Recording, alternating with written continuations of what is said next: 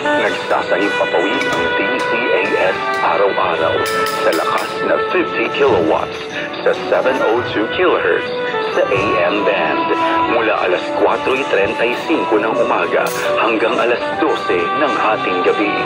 Ang mga studio nito ay nasa One Corporate Center, 46th floor, Doña Julia Vargas Avenue, corner Meralco Avenue, Ortigas Center, Pasig City. At ang transmitter naman ay nasa Bukawi, Bulacan. Ang 702 DZAS ay nasa ilalim ng pangangalagang teknikal ng mga FEBC personnel na lisensyado ng National Telecommunications Commission at ng Professional Regulation Commission. Electronics and Communications Engineer Joaquin Aliga Jr., ECE number 0011597. At First Class Radio Operators Elizalde Aramay, NTC number 17-1PNCR-268486. Eduardo Baliad, NTC number 97-1-PHN-19888.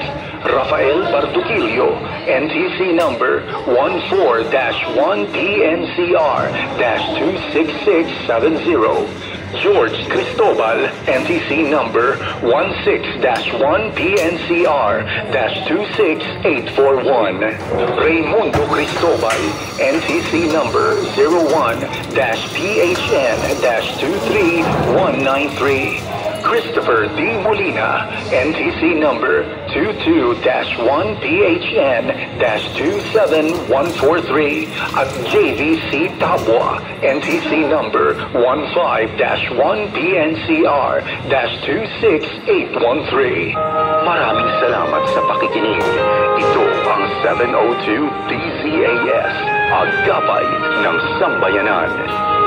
Mga kababayan, ang pambansang awit ng Republika ng Pilipinas.